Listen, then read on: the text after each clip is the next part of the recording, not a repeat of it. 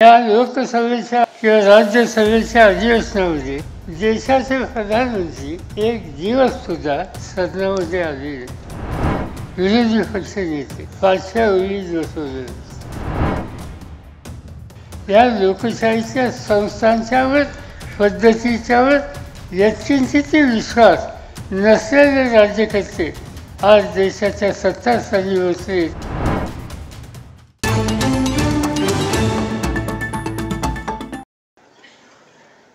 की ज्या निवडणुकीमध्ये काही प्रमाणात यश आलं, पण याचा अर्थ संविधानावरचं जे संकट आहे ते पूर्णपणाने गेलं असा निष्कर्ष काढण्याचे दिवस नाही. आणि त्याचं प्रामुख्यानं कारण आज देशाची सूत्र ज्यांच्या हातामध्ये आहेत, त्यांचा या सगळ्या संविधानात्मक संस्था, विचारधारा आणि तरतुदी यांच्या संबंधीची आस्था नाही. आज देशाच्या पार्लमेंटमध्ये आम्ही बघतो की देशाचे प्रधानमंत्री या पार्लमेंटची प्रतिष्ठा किती ठेवतात.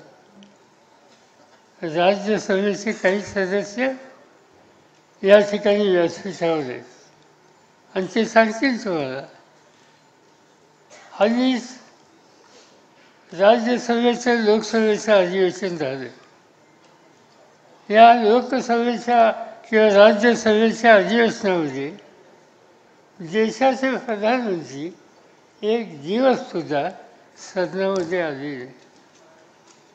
त्या सदनाची किंमत, त्याची प्रतिष्ठा, याचं महत्त्व, याच्याकडे जिंकून न बघण्याची भूमिका आजची राज्यकर्त्यांची आहे. आणि त्याची प्रचिती आम्ही जे लोक लोकसभे किंवा राज्यसभेमध्ये आहोत त्यांना पुन्हा पुन्हा बघायला मिळते. आज काही इन्स्टिट्यूशन्स आहेत, संस्था आहेत, सत्ताधारी पक्ष, विरोधी पक्ष. देशाचे प्रधानमंत्री इन्स्टिट्यूशन आहे, देशाचे विरोधी पक्ष नेते ही इन्स्टिट्यूशन आहे. प्रधानमंत्र्याची प्रतिष्ठा ही देशाने ठेवली पाहिजे, तसंच विरोधी पक्ष नेत्याची प्रतिष्ठा, त्याचा उल्लेख नाना भाऊंनी आपल्या भाषणात केला, ती सुद्धा तितक्याच महत्त्वाची. त्यांनी उल्लेख केला कालच्या 15 ऑगस्टला विरोधी पक्ष नेते पाचव्या ओळीत बसवले. मी स्वतः विरोधी पक्ष नेता होतो. अटल बिहारी यांचं सरकार होतं आणि मला आठवतं आहे की या सोहळ्यामध्ये माझी बैठकीची सुविधा कॅबिनेट मिनिस्टरांच्या बरोबरची होती.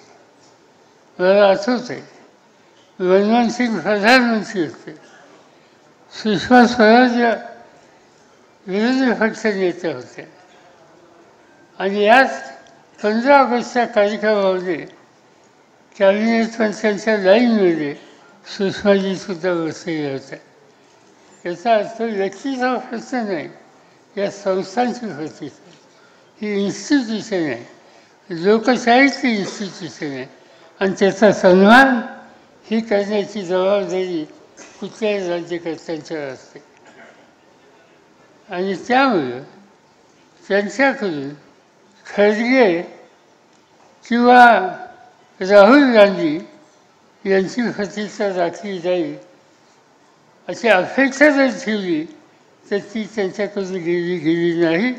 आणि त्याचं महत्त्वाचं कारण या लोकशाहीच्या संस्थांच्यावर पद्धतीच्यावर यत्किंचित विश्वास नसलेले राज्यकर्ते आज देशाच्या सत्तास्थानी बसले. आणि त्यामुळं आपण अतिशय जागरूक राहण्याची गरज आहे. महाराष्ट्र सरकारच्या संबंधित